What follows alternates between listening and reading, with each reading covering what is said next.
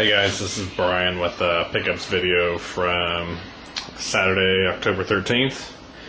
And I want to let you guys know I did work out at the Covered Bridge Festival the last couple of days, sold some things, made a few $100s, got rid of a lot of my stuff that I wasn't going to be selling on eBay, so it was good. And then I was able to make some money and pick up some other things while I was out there. So these are all the things I picked up. I tried not to buy anything that I couldn't turn for a decent profit. So I have a lot of questions about the lots today. So let me go ahead and get started with these over here. I bought a case, that crate back there of 78s. The reason I bought these, I normally wouldn't buy 78s, except these were all actually in really good shape. The actual discs were in good shape. You can see some of the papers fraying off and everything. I only paid $5 for the whole crate, and so I'm hoping that I can pop those on for a few bucks a piece and do well there. So even if I don't sell them all, and I know they'll take forever to sell, but regardless, I should do okay. I was inspired by the $1 to 20 or $1 to 50K challenge team wheeler dealer and X Factor to pick up some camera stuff. So I don't know much about camera stuff, but I picked up this Pentax K1000 camera. It comes with a lens on it. I got this flash P260 Electra whatever. And I got a lens 2.8 135 millimeter. I don't know what any of that stuff means, so $1 to 50K or anybody else, if you know any of that stuff means, let me know. Came with this strap. I don't know how to test this stuff other than to put film in it, put batteries in it, and see what happens. So if you guys have any advice with how to do this, I'm hoping to get $50 out of all of it, but again, I don't know. I paid $10, so I don't think I did too bad of a deal. Next up, I'll get to the buttons in a minute. I picked this up. I paid $5 for it. It's Japan. I think it's like a ceramic Donald Duck. The reason I got it is because it was Disney type stuff, so I thought $5 would be okay. I figured I'd take a chance. I did find one that sold recently. I think it was for like $12.50 or something like that, so it may not be worth that much, but regardless, at least it's worth something. Next thing here, I got a whole over 200 campaign buttons. A lot of them for presidential candidates and whatnot. Lots of Nixon, Carter, McGovern, Wallace, mostly from the 50s, 60s, and beyond. Did find several Franklin Roosevelt things. And there's a John Kennedy one here. And what I've tried to do is I'm basically going to lot these out. I paid $25 for the whole thing, which I thought was a really good deal. I'm going to put the ones that are like the Nixons together and that. And I figured now would be the time to sell those since it's, the election season and whatnot. A few of these I thought would be worth quite a bit. Some of these odd ones that weren't presidential ones, I think may do well. This Milwaukee Road or Chicago Railroad button, AFL, radio. I got this guy for governor here from the early 1900s. This Audubon Society, lots of Red Cross, little buttons. Greek War, really, just funny stuff. I got the little baby kid. These are the ones that I saw that appeared to have some sort of value. When I looked at them, the first one that caught my eye was this one, Franklin Roosevelt. It said $65.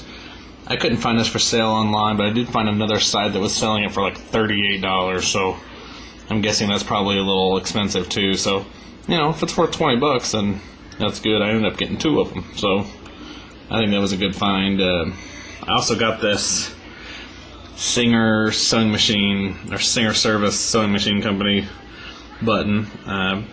Figure that has some kind of value.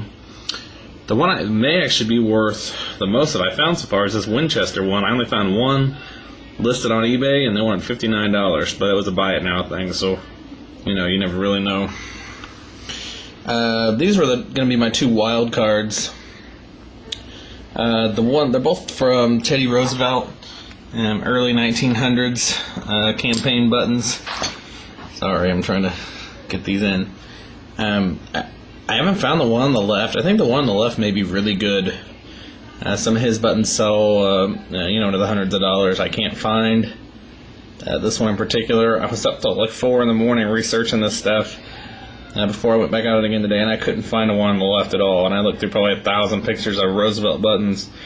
The one on the right, I found a lot of this one, but I'm not sure the one on the right is a legitimate one. It may actually be fake. Just either it's a fake or it's some kind of variant, which I'm just going to lean towards the fact that it may be a fake. There were just some things that didn't look right about it. So hopefully the rest of these aren't, don't have the same thing. But anyway, I think I'll do well on those. The last thing over here, as we were heading out, we stopped by a few sales on the way back, and we were all kind of tired. But I found a sale that I actually saw the sale was open yesterday morning. A guy just set up on the side of the road. And I found this, which I knew was the old G.I. Joe stuff. I don't know a whole lot about this, that it can be valuable. So I picked this whole lot up. He didn't have a price on it. Asked him how much they wanted. He said, I don't know, what do you give me? The common, back and forth. So I offered him $5, and he took it. So this guy right here is from the Intruder Adventure series, I think, or something like that. If I clean him up, and a lot of the stuff's dirty, if I get him cleaned up, I think he'll be at $50, the way he is cleaned up. I got all of these little accessories here. My goal is to get these cleaned up and milk them out as much as possible. From what I can tell, some of them may not be from G.I. Joe, some of them may be from some of the other, period action figures or whatnot. Like I got shotguns and cowboy hats and things. I'm pretty sure those didn't go with G.I. Joe, so maybe I'm wrong.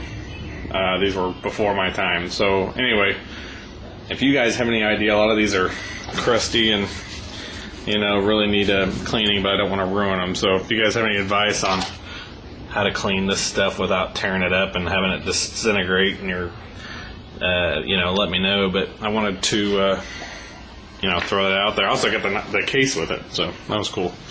Okay, last thing, this is going to be my wild card for the week. I don't know how much this is going to bring. It's a Frisco line, rail line book. It's called There's Something to See. The only copyright date I could find on the front said copyright 1900. So some of the pictures are in color. I don't know too much about picture taking and ages and that kind of stuff, but there's some really neat black and white pictures. Most of them do not actually have trains in them, but they do have kind of railroad stuff. These are all pictures, taken along the San Francisco rail line. So anyway, I thought a lot of them were neat. I don't know what this is worth. I can't find it anywhere listed. I don't know if it's one of those things that I want to research more before I put it on, or just put it on and see what happens. Or it may be one of those things where if I take the pictures out of it, I may be able to sell the pictures by themselves. So if you have any advice on this, again, let me know. So altogether, I spent $1 on this, $5. I spent $50 on everything, and I should end up doing really well. So hopefully I'll get that for the camera. But anyway, guys, let me know what you think, and if you have any help on buttons or the G.I. Joe guys, cameras, anything, just let me know. So I look forward to seeing your guys' videos, and thanks for watching.